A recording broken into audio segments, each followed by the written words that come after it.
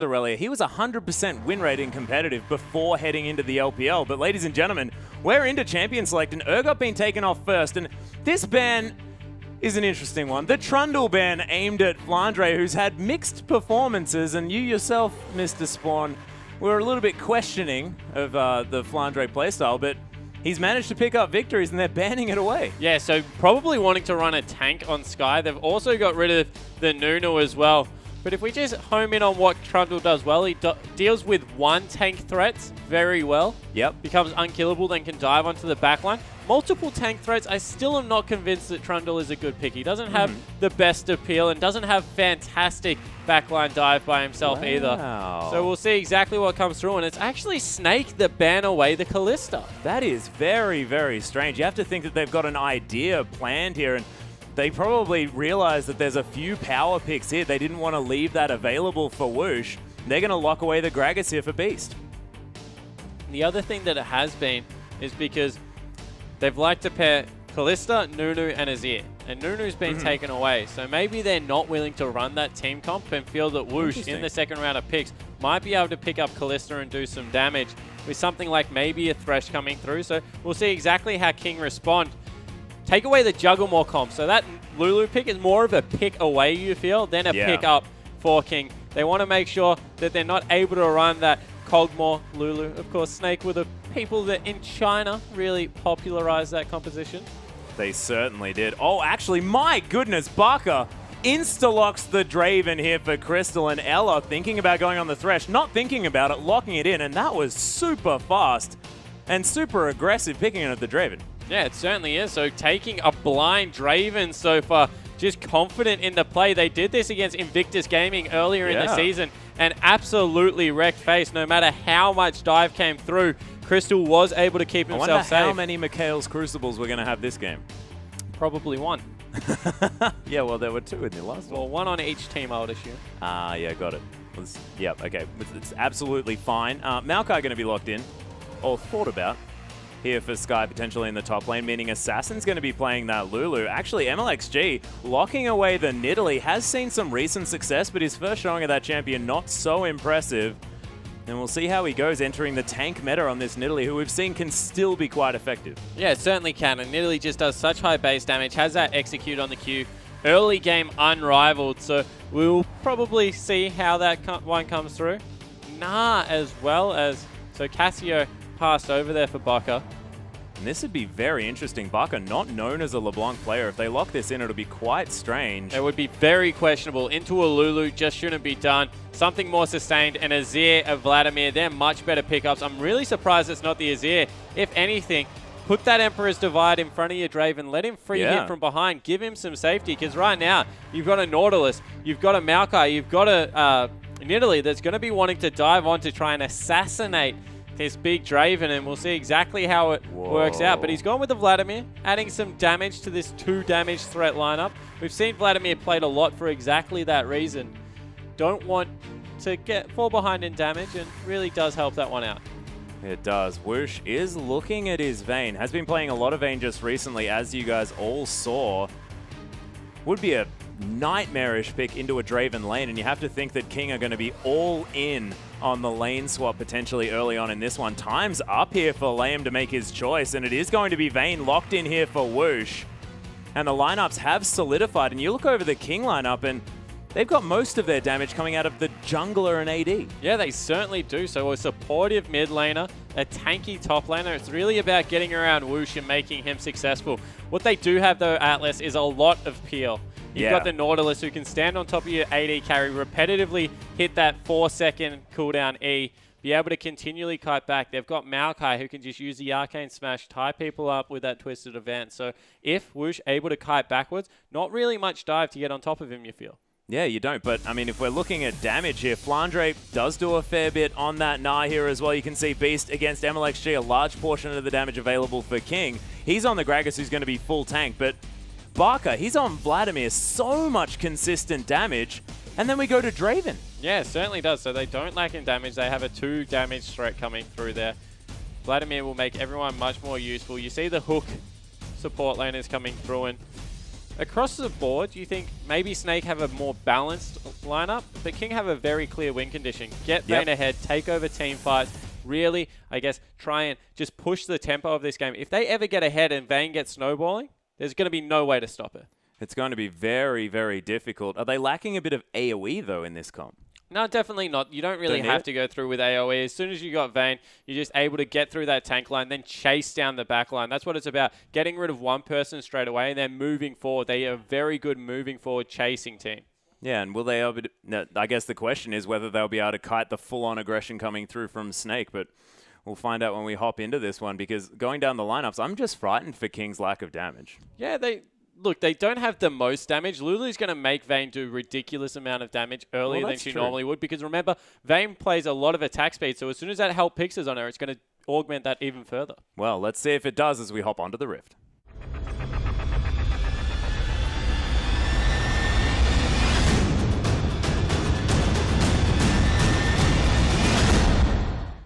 And here we are, ladies and gentlemen, game one between Snake and King, our LSPL rivals heading into this playoff match.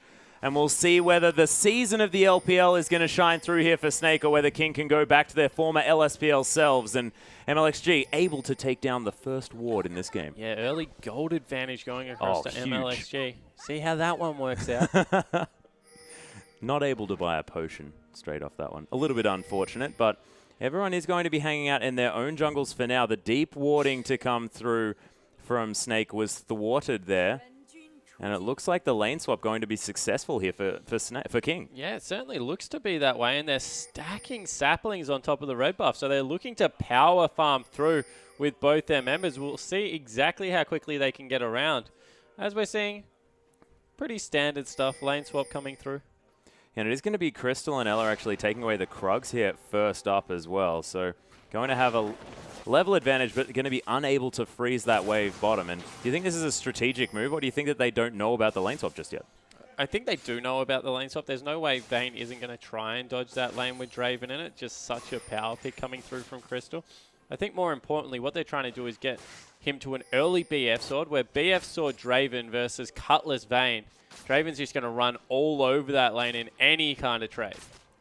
And Flandre very early to this lane as well, as MLXG is going to start off the enemy blue buff.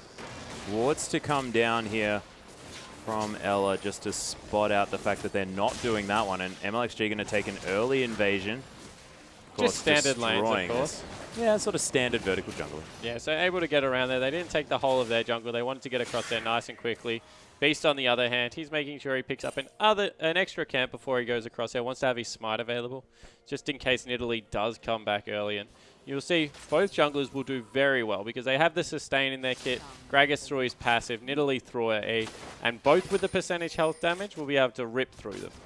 And Flandre actually does have his teleport available. He can get to this wave that is now well and truly shoving underneath his turret.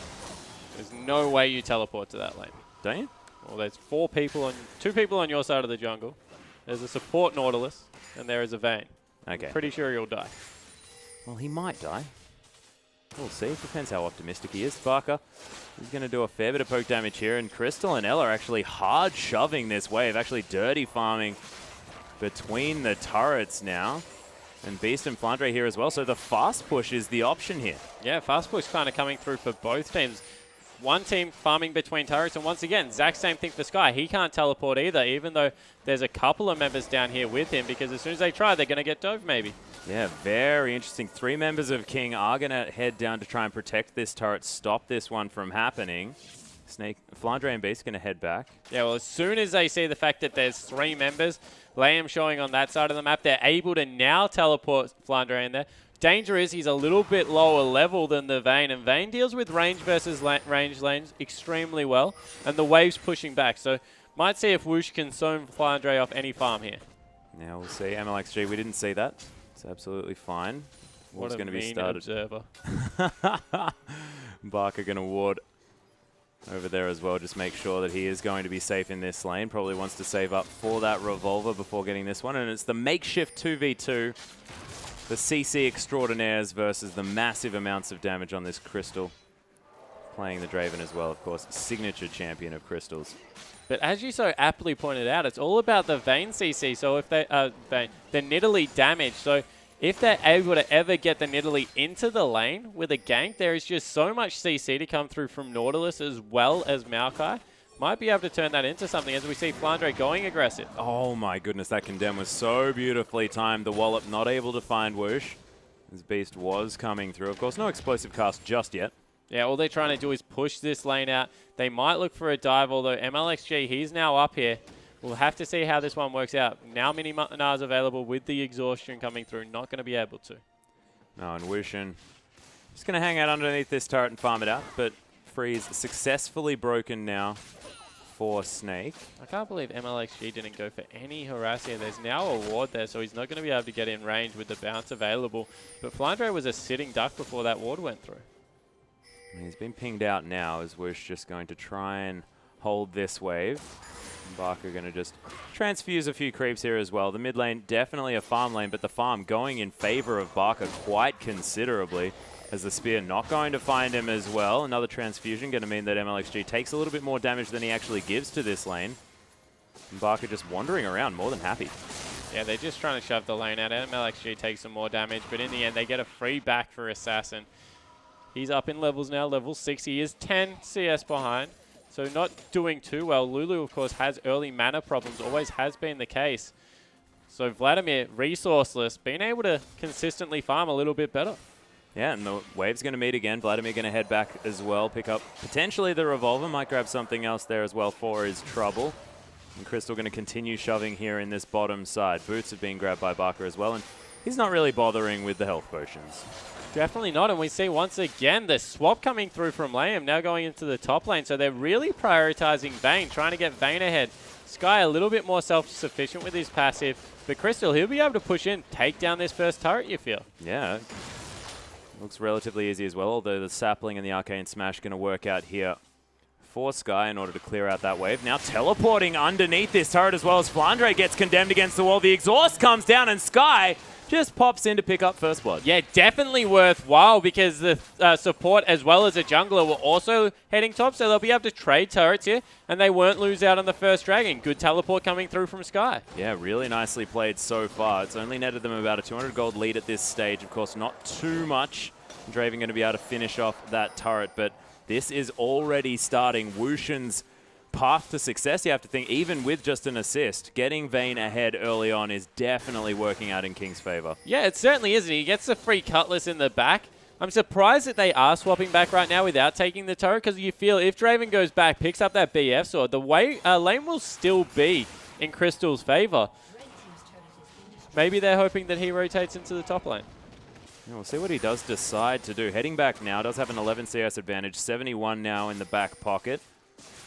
Built up a lot of adoration, you have to think. Probably wants to start netting some kills pretty soon. It's interesting because, of course, everyone wants to get kills, but Draven even more so. Yeah, he certainly does. Just able to get those adoration stacks reset. Wants to get a kill fairly early. This is what the the lane swap does to Draven. Means he can build up a lot of spinning axes. That's why we see him push the lane more often than not, just because of that passive. And wow, Flandre, he's taking some damage. Yeah, he's still going very aggressive, though, as he bounces out now. Kind of trying to mind game Sky there, but Sky didn't really seem to care. He's very tanky with that Catalyst of the Protector already, and Flandre hasn't even finished a Hex Drinker. Yeah, Flandre is going to go Mega Gnar now, just wall up some lanes here as well, and Nar's Sky back, and Flandre just seems to be playing with reckless abandon, knows that he's going to be heading back relatively soon, so he just thought he'd do his buttons. Yeah, so he was just trying to clear out as much of the wave as possible. He has his teleport, so he'll be able to get back into this one. But that's still a bad thing when you're Gnar, who is supposed to be able to harass out Maokai early game in the mini Gnar form at least, can't trade whatsoever. Well, definitely working out here for Sky, of course, picking up first blood. Going to be helping. Zella going to try and clear out some vision down here in the bottom side. And standard lane's now going to break out. Crystal with a red buff as well. Yes, he was able to pick that up from the bottom of the jungle. Gragas doesn't really need the red buff to stick to people. Crystal just using it to zone the Vayne instead. This is why the swap back didn't make sense to me, Atlas. Vayne just going to get bullied around in this lane, and is a very clear win condition to get Vayne going. She's in the jungle at the moment trying to pick up a Gromp camp for herself. Just not where you want Whoosh at this point in the game. No. He's able to grab that, though, and of course, Bilgewater Cutlass allowing her to stay healthy. But the wave, probably, as you mentioned, with the spinning axes wanting to be thrown a lot, is now definitely going to be pushing back towards King. So Whoosh might be able to just wait under that inner turret and pick up some farm. But the problem is if it's pushing into the inner turret, then your wave spills into other places. That means Draven, he's free to go mid lane. He's free to take the dragon. Can even rotate top if you would like. So you see straight away, they push the wave in, they get the early dragon. Sure, it's not a huge deal. King were probably going to give that one away anyway, but they're just not in a position to be able to fight back. Hell, if they take the jungler into the bottom lane, they can probably even zone off the turret. And you can see Flandre, he's happily defending the inner turret here on the top side of the map. MLXG going to be counter-jungling the Wolves here as Snake make their way into King's jungle. MLXG actually going to leave the little ones here as well, so not wanting to get a timer as Flandre, see whether he actually knows what's going on here. Not going to be able to get the boomerang as the smite definitely stronger than that. But it's an easy early dragon here for Snake, but still behind as far as the gold's concerned. King just holding on. Yeah, so King are definitely doing some good things in the other lane. So Assassin, he's fallen behind, but it's kind of evened out at about 20 CS after that early 15 CS lead was grabbed by Baka. That's not really massive of a deal because of how well Nidalee's doing, and Nidalee is a real AP carry on this. You feel that Lulu's just a little bit more of a support player throughout the entirety, so as long as Vlad doesn't get ridiculously snowballed, and 177 CS, that's good, but it's not like something out of control at this point. It's really about Sky. He's getting tankier. He's going to be able to deal with Draven better than Nars able to deal with Vayne throughout the entirety, just because of how Vayne's kit works. But the one area they gave up a little earlier than I expected them to was the Vayne versus Draven. Whoosh was in such a good position against Nara and they gave it away. Yeah, and it is going to be the Bloodthirster now completed for Crystal as well, so bit of a damage spike for this Draven, which is a terrifying idea in itself, but when it's Crystal's Draven, it's even worse. Whoosh able to push out this wave, actually evens out the farm as well, as you can see. Assassin taking a transfusion there, and Barker, now that eased, the Tides of Blood starting to get some points, able to just instantly clear these waves. Yeah, just be able to stack it up. He's got some AP for himself, finally got some cooldown reduction coming through with that Will of the Ancients. And this is what we said, if you freeze the wave, all of a sudden 4 members top, they're going to be able to hit back with the turret of their own. King, they're trying to do their best to trade in the bottom lane, but if you don't bring anyone, they're just going to continue to push. And look how much quicker Crystal pushes than Whoosh. Yeah, well, this is the thing, and he's been left alone, Whoosh, there on the bottom side of the map. They're probably thinking, yes, we want to get a whole lot of farm onto this Vayne. We want to be able to take down this turret and deny farm. But this is an inner turret that they might lose for this as well. Only Maokai, he's not going to be able to defend on his own. Yeah, and more importantly, might actually get doped because they're rotating even more members in there. Sky, he tries to look intimidating, but he's not even that scary. Yeah, there's the Vengeful Maelstrom to come through. Not going to be protecting him from much, as Ella able to get out of the way from the spear as well. MLXG not quite able to find enough of that one. There are still creeps here, and Crystal actually still in tower range, gets Arcane smashed back. Sky going to get ulted up by Lulu there as well, but Sky's going to die. A little bit baited there as Explosive Cast squishes Assassin against the wall. It's a nice glitter lance for some extra damage, but Beast forced to flash out as the anchor came through, but Snake, they're able to disengage after picking up the 1 kill, and Barker was just free to stay in the mid lane. Yeah, right idea. Horrible execution coming out of King. A little bit early coming through from Sky. You felt that they were going to stick around for another... Wow, Flandre. Flandre looking for something. He just jumped into a wall. Yeah, look, there's no need to draw attention. Makes it over this time. Flash Nara as well. There's the Hemo Plague and the pull to come through from Barker as well. Depth charge onto Flandre. They're going to pick that one up under the turret, but there's the descents onto Sky. Liam looking to try and get some action down, and look at Crystal just explodes to the damage as Whoosh now going to get so quick with the Whimsy, and Barker doesn't quite have pull available. Beautiful condemn. And Whoosh picks up another one. 2-0 and 2 now for the Vayne. And King, that was what they wanted. A beautiful re-engage. That was a 1 for 4. Yeah, a much better execution under the turret this time around. You see how much CC they have, and that's exactly what Sky was going for in the top lane, but wasn't able to pull it off. Went a little bit early. This time, with the Vayne available, you saw the chaser came through. As soon as the Whimsy went on, just so much speed that would come through. Blade of the Ruling King finished off up in CS now because of some better, I guess, ability to stay in the bottom wave while her team held on, and she's going to pick up a huge creep wave now on the bottom lane. Whoosh finally starting to get going. Yeah, and we've seen this from Whoosh more recently than we have otherwise, is able to sort of be the solo carry for his team. Yeah, so able to get in there, and you see the replay. That's a turret dive coming through from Flandre. They grabbed the first kill, but the CC to stay through. More importantly, they actually cleared out a lot of the minions incidentally here and then pulled Crystal back under turret for a cheeky turret shot. From there, Whoosh, he's just able to chase for Daves, gets the speed up, looking for position, knew the pull was already used aggressively from Barker, has such a long cooldown, rank 1, and just able to clean up the back end of a team fight. Yeah, not too bad at all, and they got a lot of adoration stacks off Crystal as well, who's still yet to pick up that kill.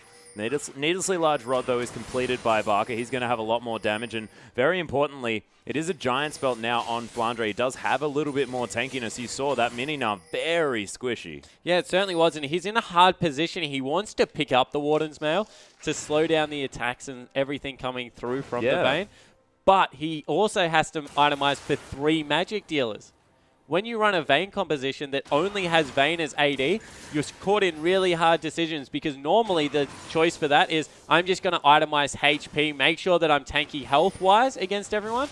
Vayne, of course, loves when people do that because she stacks up the silver bolts. Yeah, and the silver bolts are going to be tearing through the high health targets, and Cinderhulk users don't really like Vayne too much. Death Sentence not going to find its mark there, as neither does the Spear, and this pink ward now under threat from King. Dragon up in 3 seconds now as well. Snake with complete control over the area and have now grouped up. They do have Flandre with his teleport available as well, as Beast is looking for something. Probably not the Maokai, who almost has the Frozen Heart completed. He's pretty tanky now at this stage, 2, 1, and 3. Sky's had a great game so far, despite being a little bit behind on farm now, considering Flandre able to push this top wave. They haven't really pulled the trigger quick enough here, King. They've got Flandre still in the top lane. He's starting to push that one in very aggressively. They'd already done all the work earlier to make sure that was low. They're trying to poke out mid, but Flandre, he's just going to be able to take a free turret. Yeah, he's going to. They've already put a lot of work into that turret, as you know, so that's going to go down very easily. He's got the perfect transform for Narbar as well. He's going in. Yeah, he's looking for the teleport here as King. They're just going to disengage from this one. The Dragon that King prepared earlier, just going to be taken here from Snake. They're going to go for it. Smeet, oh my goodness, beautiful smite, and then the escape as well, as Liam looks to try and get something going.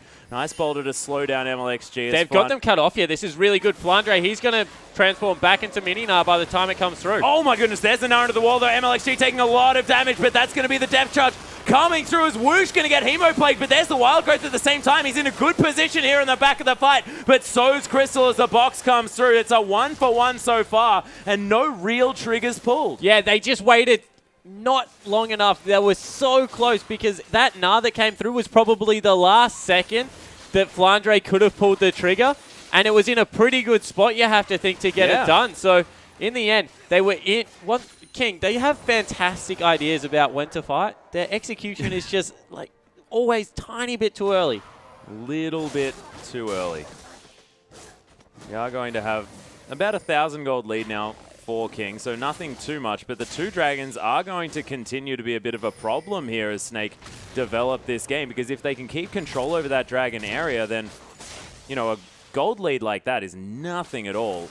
Even before that situation, and these 6% stats are really going to start stacking up in advantage of Snake, as Crystal able to clear this one out. It does get hit by a spear though, but being able to go for a Bloodthirster first, probably pretty good against all his poke. Yeah, it certainly is able to build up that shield. You see straight away he moves into the jungle, wants to get that one done again.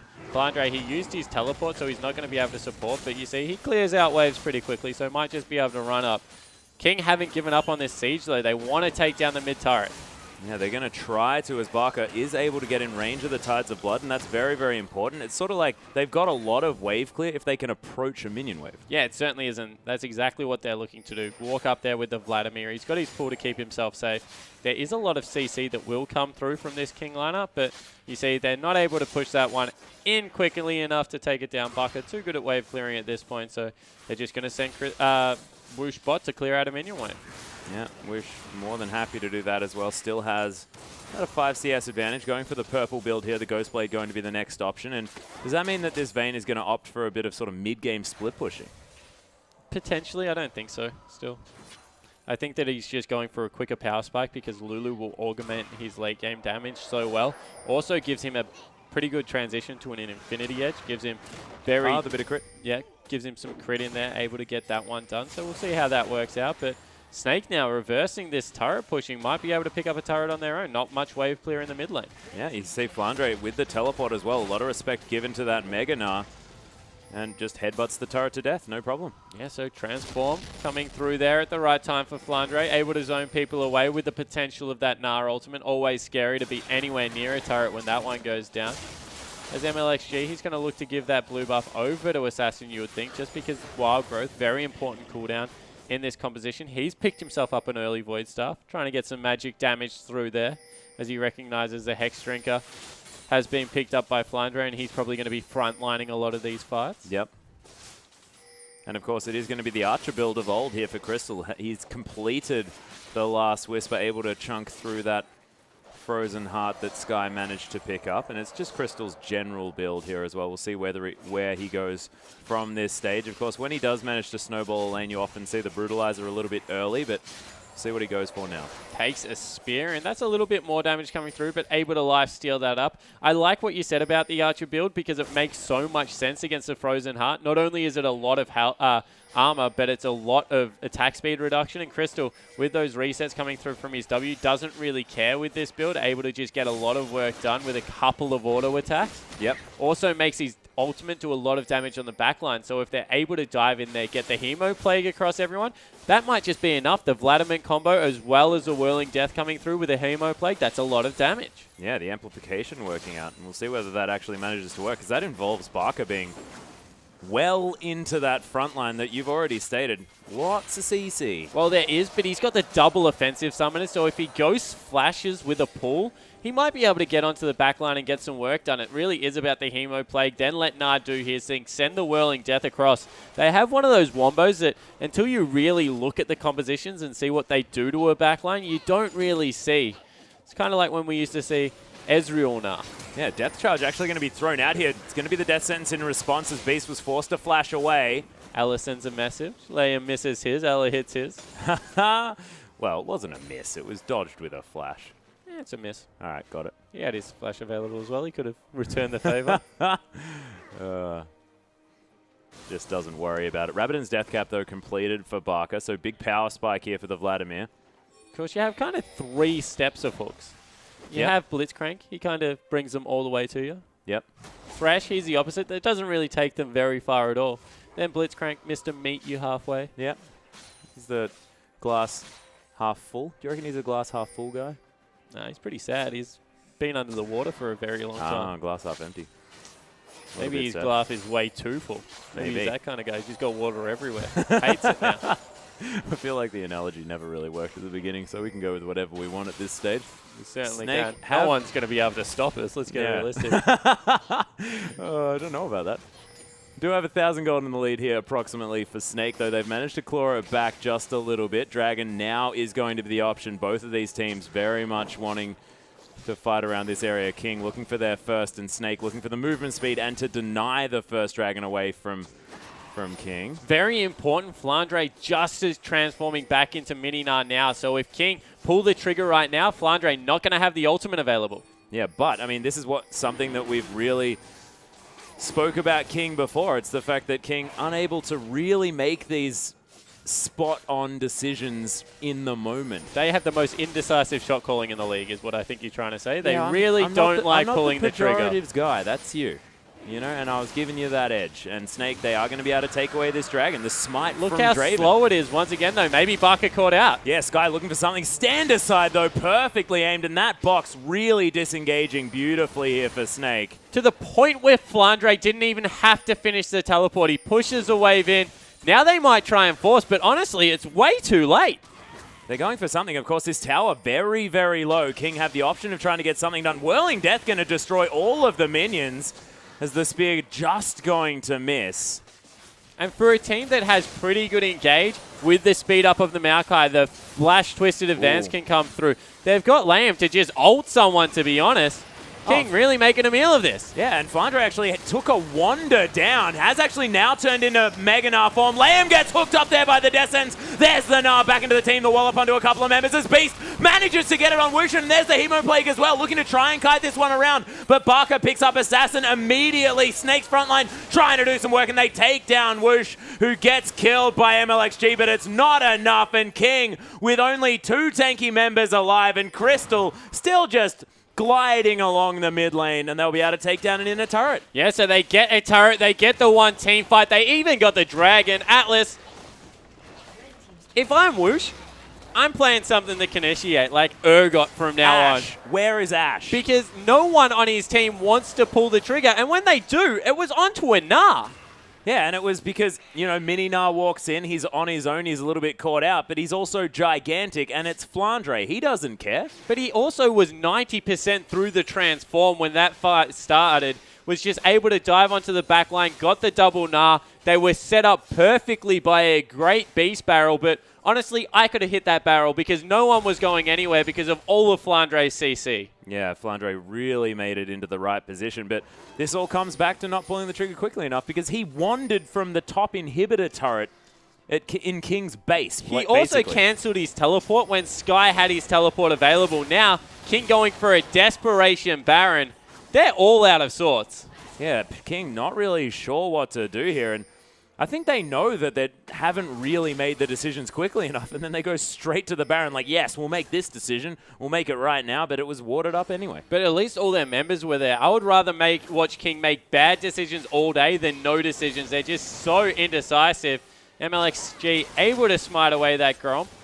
Take the small victories while you can. Well, it's a relatively big victory as well because Snake, they love killing Groms, so denying that away could possibly upset them. We see the wave clear from Barker. He's so far ahead at this stage. Got himself a death cap and another blasting one. Has felt that he can just go all-out aggression here.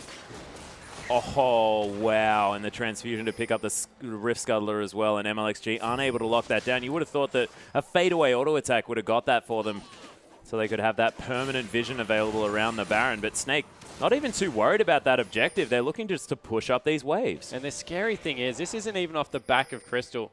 He's had a pretty ordinary game, to be honest. But yeah. Flandre, 50 CS up. Barker, he's 70 CS up. And this jungle Gragas has just been much more useful than Nidalee. Nidalee never been in a position to do real damage. And you have to think it's because there's just not enough aggression there out of King. Not able to match how much Snake liked to mid-game teamfight. Maybe a little bit worried that they just don't have the ability to go toe-to-toe with them. Yeah, it's almost like they're psyching themselves out here a little bit because King had a fantastic early stage of the game. They made the right strategic choices from that stage, but now seem a little bit lost. Yeah, certainly, and they've got arguably the same mid-game spike. The 2 items that Woosh has gone for with Lulu, don't get me wrong, just one-on-one. Draven going to still tear him apart, but you add the Lulu in there for the augmentation, the extra movement speed, all of the utility. That's why Assassin's playing this champion when he's probably arguably just as much of a carry on this team as Woosh. Just doesn't make sense to me. They're not picking the fights that they can win. Yeah, and do you reckon that having sort of Lulu in the hands of Assassin is what might be throwing King through a loop? Because Assassin hasn't played a lot of these sort of utility-based champions. He's played a lot of sort of the Cho'Gaths who have the Rupture that you can go in off of. Maybe Assassin's sort of the one that's sort of out of his comfort zone and it's playing with King's mind. Yeah, potentially, because honestly, Barker has looked so much better than Assassin this game. It's not only the ADCS lead, it's the ability to impact these team fights we when haven't he actually gets in spoken there. about that. And yeah, I definitely agree. That might be something to do with it. Not to mention the fact that Cho'Gath's still a really good pick in this meta. Yeah, and he wasn't banned away and has been a pretty consistent ban here for Assassin as well. But we haven't spoken about the fact that Barker picks up this Vladimir and looks fantastic when, you know, it was the middle of the split and it was only the Xerath. Yeah, I think that Barker, he's much more comfortable on the late game carries because the thing about Barker is he's a very farm-orientated mid lane. Yeah. If you point out all the champions that he's good at, it's the Xerath, it's the Azir, The Carthus. Even the Lulu, the Carthus, now the Vladimir, they all have one thing in common. All they want to do in lane is be non-interactive. Then when they get to the team fights, they start taking over, each in different ways, with damage, poke coming out of Xerath, to the team fighting ability of an Azir or a Vladimir. But this seems to be the kind of champion that Buck is really comfortable on. When it was the Assassins running around in the mid lanes, the Aries, the LeBlancs, he was looking continually outclassed because people were able to take advantage of the fact that he just wants to farm. Yep. But now that it's a farm-heavy meta for the mid lane, he's right in his comfort pick. And that's what I said. Snake got, I feel, much more advantage from this patch than anyone else. Well, they're certainly making it work for themselves. The last few weeks here, watching Snake in the LPL has been fantastic. As Flandre, perfect Narbar, going to teleport in on this dragon that was started up here. That Wanda starts like, whoosh, gets death sentenced. I have no idea how that happened as Crystal gets the Whirling Death over Liam. Just going to get destroyed. Whoosh, flash, nah, into the wall there by Beast. It was actually, in fact, the ultimate to come down, and this is just cleanup now as King are just getting destroyed. Beautiful initiation from Snake, and I have no idea how that death sentence hit the mark. Yeah, just able to weave it through and pick out the priority target. The reason it was so important was because straight away the QSS had to be utilized. That meant the Flandre, super aggressive, flash Nars on top of it. All of the follow-up damage came through, and now MLXG might have even been caught out here by Beast, who's going to solo him. Yeah, looking for something. I'm unable to body slam quite in time, but he's just going to play guard duty as Crystal able to tank up this one, and Ella trying to do some work. Beast says, all right, okay, Thresh, you might die, so I might need to come in here and actually be a tank, as MLXG looking for something. Flandre going to be taking the dragon in the meantime. They get a dragon and a Baron, a one-team fight.